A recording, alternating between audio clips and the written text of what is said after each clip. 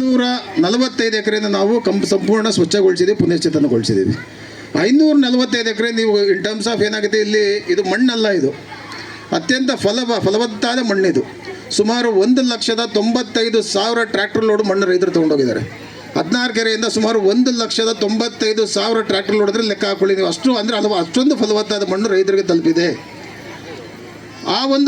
ಯಾವ ರೀತಿ ಫಲವತ್ತತೆ ನಿಮಗೆ ಸಿಂಪಲ್ ಟರ್ಮ್, ಕೃಷಿ ಪದವೀಧರ, ಅದನ್ನು ಟೆಕ್ನಿಕಲ್ ಲ್ಯಾಂಗ್ವೇಜ್ ಬಿಟ್ಟು ಸಿಂಪಲ್ ಭಾಷೆಯಲ್ಲಿ ಹೇಳಬೇಕು ಅಂದರೆ, ಒಂದು ಟ್ರ್ಯಾಕ್ಟರ್ ಲೋಡ್ ರೈತರು ತೊಗೊಂಡು ಹೋಗೋದಕ್ಕಿದ್ದ ಅದಲ್ಲಿ ಆ ಟ್ರ್ಯಾಕ್ಟ್ರಲ್ಲಿ ಎಷ್ಟು ನ್ಯೂಟ್ರಿಯೆಂಟ್ ಸೋರ್ಸ್ ಇರುತ್ತೆ ಅಂದರೆ, ಒಂದು ಟ್ರ್ಯಾಕ್ಟರ್ ಲೋಡಲ್ಲಿ ಅವ್ರಿಗೆ ಗೊತ್ತಿಲ್ಲದೆ ಒಂದು ಚೀಲ ಯೂರಿಯಾ, ಒಂದು ಚೀಲ DAP, ಒಂದು ಚೀಲ ಕಾಂಪ್ಲೆಕ್ಸ್ 19 or 20 ಯಾವುದೋ ಒಂದು ಒಟ್ಟು NPK ಅವರು ಸಿಗ್ತಾ ಇದೆ. ಸುಮಾರು ಒಂದು ಲೋಡ್ಗೆ ನಾವು ತೊಗೊಂಡು ಹೋದಿದ್ದಾರೆ. ಅಲ್ಲಿ ಸುಮಾರು 4,000 to 4,500 ಅಷ್ಟು ಅವ್ರಿಗೆ ನ್ಯೂಟ್ರಿಯೆಂಟ್ಸ್, ಅದು ಆರ್ಗ್ಯಾನಿಕ್ ನ್ಯೂಟ್ರಿಯೆಂಟ್ ಬೇಸಿಕ್ ಸಾವಯವ ಆಧಾರದಲ್ಲಿ ಸಿಗ್ತಾ ಇದೆ ಸ್ನೇಹಿತರೆ.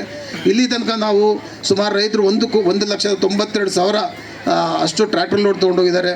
ಇಲ್ಲಿ ನಾವು ಸುಮಾರು ಎಲ್ಲ 16 ಕೆರೆದು ಸಹ ನಾವು ವೈಜ್ಞಾನಿಕವಾಗಿ ಲೆಕ್ಕಾಚಾರ ಮಾಡಿದ್ದೆ. ಅದಲ್ಲಿ ಮ್ಯಾಥಮೆಟಿಕಲ್ ಫಾರ್ಮುಲಾ ಲೆಂತ್ ಬ್ರೆಡ್ತ್ ಇದು ಡೆಪ್ತ್ ಅಲ್ಲ, ಆ ಫಾರ್ಮುಲಾ 1 ಕ್ಯೂಬಿಕ್ ಮೀಟ್ರಿಗೆ 1000 ಲೀಟ್ರ್ ಇಡಿಸ್ಬೋದು.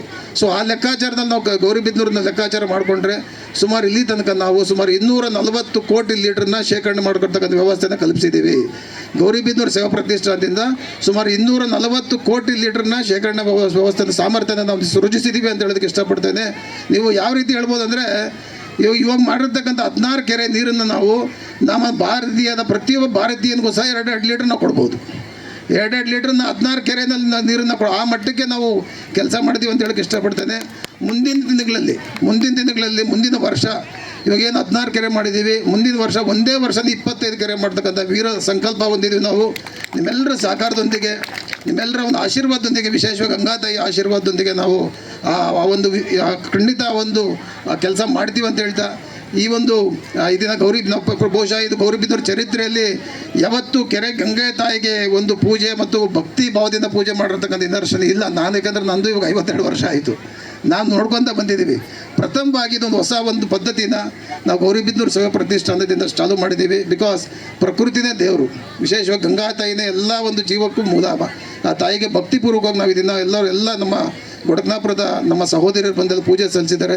ಖಂಡಿತಗಳು ನಮ್ಮ ದೇಶಕ್ಕೆ ಒಳ್ಳೆಯದಾಗುತ್ತೆ, ಎಲ್ಲರೂ ಸಮಸ್ತ ರೈತರ ಬಾಂಧವರು ಒಳ್ಳೆಯದಾಗಲಿ ಅಂತ ಭಾವಿಸ್ತಾ, ವಿಶೇಷವಾಗಿ ನಮ್ಮ ಗೌರಿಬಿದನೂರು ಭವಿಷ್ಯಕ್ಕೆ ಒಳ್ಳೆಯದಾಗಲಿ ಅಂತ ನಾನು ದೇವರಲ್ಲಿ ಪ್ರಾರ್ಥಿಸ್ತಾ, ಮುಂದಿನ ದಿನಗಳಲ್ಲೂ ಸಹ ನೀವೆಲ್ಲರೂ ಸಹ ನಮ್ಮ ಜೊತೆ ಸಹಕಾರ ಕೊಡಬೇಕು. ಬಿಕಾಸ್ ಸಮುದಾಯ ಪೋಷಣೆ ಇದ್ದರೆ ಮಾತ್ರ ನಾವು ಅದು ನಿರಂತರವಾಗಿ ನಾವು ಯಶಸ್ಸನ್ನು ಸಾಧಿಸ್ಬೋದು. ಸಮುದಾಯದ ಸಹಕಾರ ಇಲ್ಲದಂಗೆ ನಾವೇನು ಮಾಡೋಕ್ಕಾಗಲ್ಲ. ತೇಜಸ್ವಿನಿ ಅನಂತಕುಮಾರ್ ಮೇಡಮ್ ಅವರು ಅದಕ್ಕೆ ನಿಮ್ಮದು ಉದಾಹರಣೆ. ಒಬ್ಬ ಅಧಿಕಾರಿಗೆ ನಮಗೆ ಗೊತ್ತು ಎಷ್ಟು ಕಷ್ಟ ಇದೆ ಅಂತ.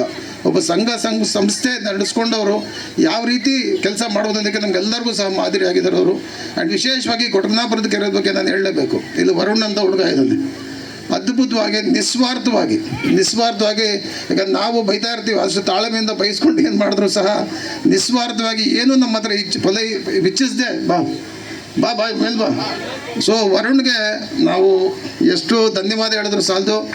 ಈ ಯುವಕನಿಗೆ ಒಳ್ಳೆ ಭವಿಷ್ಯನೂ ಇದೆ ಅಂತ ಹೇಳ್ತಾ, ಅವ್ರಿಗೆ ಏನಂತ ತಿಳ್ಕೊಬೋದು, ಸರ್ಕಾರದಿಂದ ಏನೋ ದುಡ್ಡು ಲೋಚೇಸಿಂದಪ್ಪ ದುಡ್ಡು చేస్తా ಉಂಡ್ರು ಅನ್ಕೋవచ్చు. ನಾವು ಸರ್ಕಾರಕ್ಕೆ ಯಾವುದೇ ಕಾರಣಕ್ಕೂ ಹೊರೆ ಆಗಿಲ್ಲ. ಇದು ನಮ್ಮದು ಆಲೋಚನೆಯೇ ಇಷ್ಟಿದ್ದು, ಸರ್ಕಾರದ ಜೊತೆಗೆ ನಾವು ಕೈ ಜೋಡಿಸ್ಬೇಕು ವಿನ ಸರ್ಕಾರ ಹೊರೆ ಆಗಬಾರ್ದು. ಬಿಕಾಸ್ ಸರ್ಕಾರಿ ಅಧಿಕಾರಿಗಳಾಗಿ ನನಗೆ ಗೊತ್ತು, ಇತಿಮಿತಿಗಳು ಗೊತ್ತಿದೆ ಏನು ಅಂತ.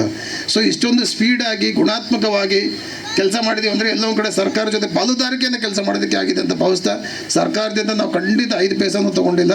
ಈ 5 ಪೈಸಾನೂ ಸಹ ನೀವೇ ಕೊಟ್ಟಿರೋದು, ನಿಮ್ಮ ದುಡ್ಡಲ್ಲೇ ಇದನ್ನು ಸಮುದಾಯ ಆಸ್ತಿ ನಿರ್ಮಾಣ ಆಗಿರೋದು. ಸಮುದಾಯ ಸಹಕಾರದೊಂದಿಗೆ, ಸಮುದಾಯ ಆಶೀರ್ವಾದದೊಂದಿಗೆ ನಾನು ಹೇಳೋಕ್ಕೆ ಇಷ್ಟಪಡ್ತಾ, ಮತ್ತೊಮ್ಮೆ ಗಂಗಾತಾಯಿಯ ಪಾದಗಳಿಗೆ ನಮಸ್ಕಾರದ, ಗ್ರಾಮ ದೇವತೆ ಮತ್ತು ನಮ್ಮ ಮರಗಮ್ಮ, ಸಲ್ಲಾಬ್ರಹ್ಮ, ಕನಕ ಪರಮೇಶ್ವರಿ ಮತ್ತು ಮಾರಮ್ಮ ಇರ್ಬೋದು, ನಮ್ಮ ಶೃಂಗೇರಿ ಶಾರದಾಂಬೆ ಮಾತೆಗಳಿಗೆ ಅವರ ಆಶೀರ್ವಾದ ನಮ್ಮ ಮೇಲೆ ಸದಾ ಇರಲಿ ಅಂತೇಳಿ